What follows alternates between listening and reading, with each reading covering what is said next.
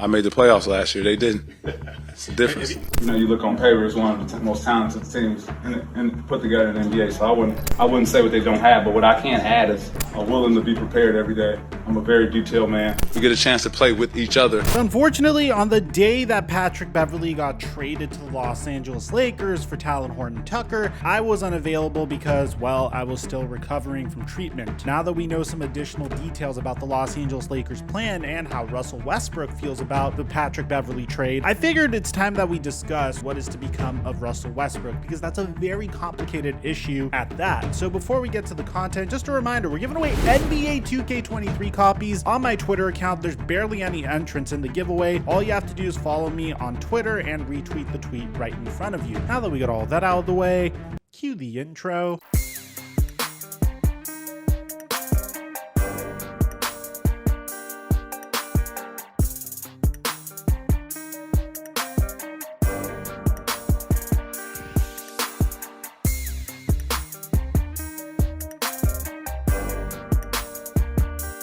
This video is sponsored by Manscaped, the premium brand for men's grooming and hygiene products. Check it out, Manscaped just launched their 4th generation trimmer, the new Lawnmower 4.0 and Ultra Smooth package. Let's see what's new.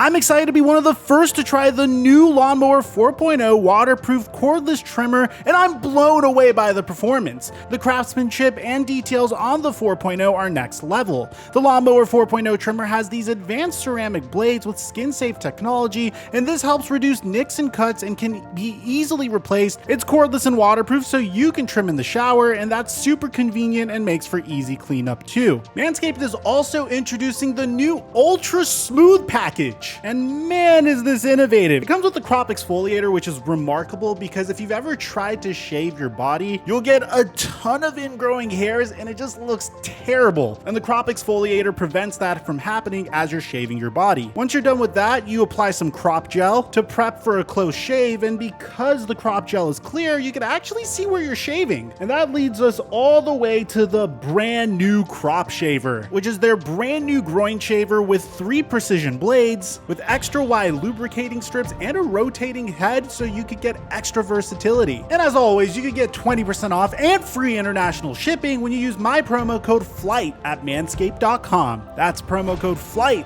at manscaped.com for 20% off and free international shipping. And thank you, Manscaped, for the sponsorship. Mic check 1 2 1 2. What's going on, everybody? The Los Angeles Lakers have had a very complicated offseason, one that was primarily hinging upon the shoulders of the Brooklyn Nets, hoping that they were going to be able to successfully trade Kevin Durant, which would result in Kyrie Irving eventually needing to get traded. The Lakers were so close to being able to trade Russell Westbrook and 2 first-round picks for Kyrie Irving, but the Brooklyn Nets weren't going to trade Kyrie Irving unless Kevin Durant got traded. And the Brooklyn Nets didn't trade Kevin Durant because, well, there wasn't necessarily a market for Kevin Durant because his value was very complicated, especially considering the fact that he had many years left on his deal, and of course he's in his mid-30s at this point. So the Brooklyn Nets and Kevin Durant and Kyrie Irving all agreed that, hey, we're probably best suited all staying together for this upcoming season, which means the Los Angeles Lakers had to revert to plan B. Now, I'm not gonna lie, I didn't think plan B involved trading Talon Horton-Tucker, a player that they refused to trade for Kyle Lowry a season ago, for Patrick Beverley. But nevertheless, that's where we are. And immediately, once the Los Angeles Lakers traded for Patrick Beverley, there were rumors about Russell Westbrook's days being numbered. Now, no matter what, no matter how close we get to the regular season or how close we get to the trade deadline at this point, there's gonna consistently be rumors about the Lakers attempting to trade Russell Westbrook. And personally, I am a huge proponent, and I've always been a huge proponent of the Lakers trading Russell Westbrook to the Indiana Pacers. I don't care if we have to give up 2 first-round picks to do this, and getting Miles Turner and Buddy Hield in return. That would be a team that I would be comfortable going into the regular season with, and that would be a significant upgrade over the Los Angeles Lakers team last year. But in this video in particular, we need to assume that that is not on the table. We need to assume that the Lakers Lakers are going to go through the regular season with Russell Westbrook on the roster. Because there's also been additional trade rumors, like the Lakers are interested in bringing back Jordan Clarkson. They'd be willing to trade Russell Westbrook for Mike Conley and Jordan Clarkson and other players that could be salary cap fillers. My issue with that is if the Los Angeles Lakers were to do that, then they're going to be stuck with Michael Conley's contract for a significantly longer period of time than being stuck with Russell Westbrook's $47 million contract, which means they essentially need to choose between pretty much sacrificing another year of LeBron James, which is kind of getting scary at this point because as great as LeBron James has been at his age, which is something we've never seen before and quite possibly might not ever see again, deciding to sacrifice his age 38 season is not necessarily something that Los Angeles Lakers fans are going to be excited about, nor that the Los Angeles Lakers front office should be willing to do. At the same time,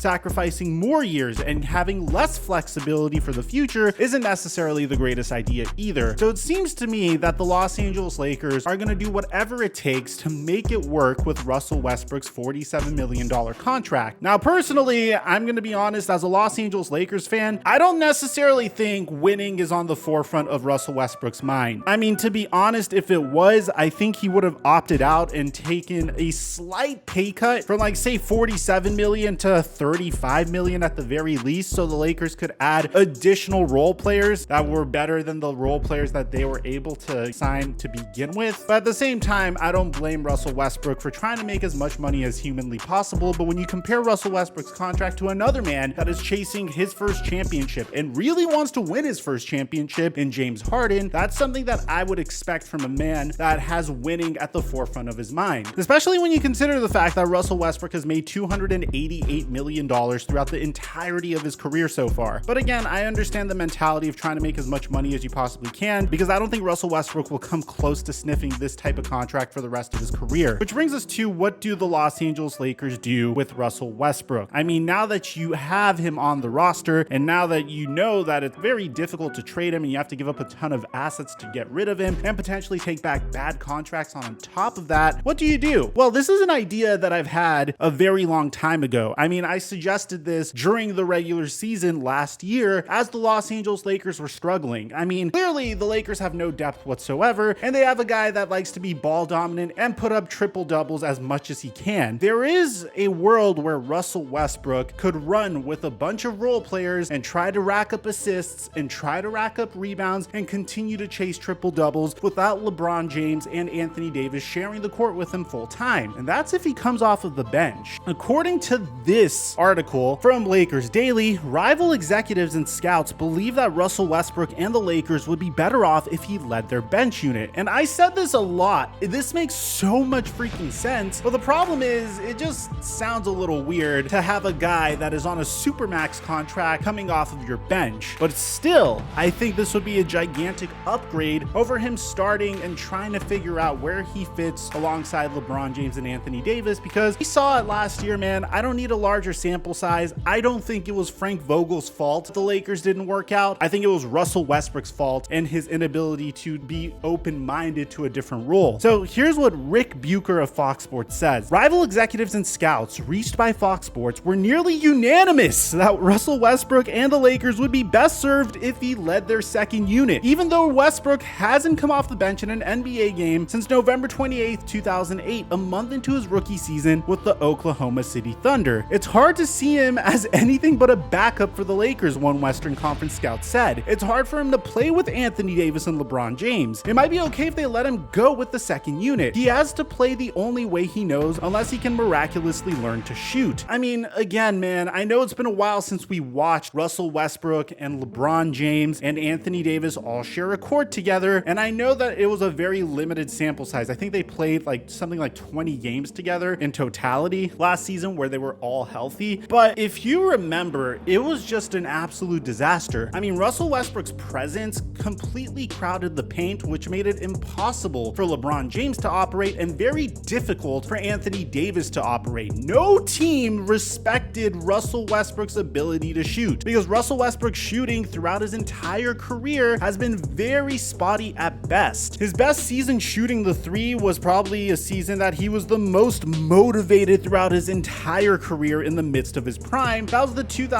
2016 to 2017 season with OKC Thunder, where he shot 34% from 3 while attempting 7.2 threes per game. Last season, he shot 29.8% from 3 while attempting significantly less threes per game. And when you shoot at that level, when you shoot at that type of clip, no team is going to respect your ability to shoot 3-pointers. And it doesn't seem like Russell Westbrook is very understanding of that, because it's almost as if his pride and his ego comes before doing whatever it takes to help the team win. So Westbrook does have two options here. One is, I guess, really work on your game and try to develop a 3-pointer this offseason. After all, we've talked about this in the past on this channel. Shooting threes is 100% work ethic based. When LeBron James came into the NBA, one of the flaws in his game was his inability to shoot threes. I mean, he was able to shoot threes, but he wasn't necessarily the greatest 3-point shooter, and that's evidenced by his rookie season, shooting 29% from 3. During his sophomore season, he bumped that up to 35%, and during his 07-08 season with the Cleveland Cavaliers, he shot 32%. Throughout his entire career, LeBron James consistently worked on his ability to shoot threes. The same could be said about Jason Kidd. He wasn't necessarily known as a great 3-point shooter, but during his time with the Dallas Mavericks in the latter part of his career, not his first stint, he worked on his ability to shoot threes, and he was able to become a reliable 3-point shooter. I'm not necessarily saying that Russell Westbrook needs to come out and become the next coming of Kyle Korver, but he does need to at least develop a 3-pointer to the point where it's actually respectable so he could clear up lanes for his teammates. If he's not willing to do that, or if he's not able to successfully achieve that, then yes, he's better suited coming off of the bench. And this isn't new information. We've discussed this before. Problem is Russell Westbrook's ego. There's been interviews this past year when Frank Vogel tried to bench him in the fourth quarter just because he understood the Lakers were better when Russell Westbrook wasn't sharing the court with LeBron James and Anthony Davis. And Russell Westbrook didn't take too kindly to that. And I was saying this, I never had an issue with any of my coaches before.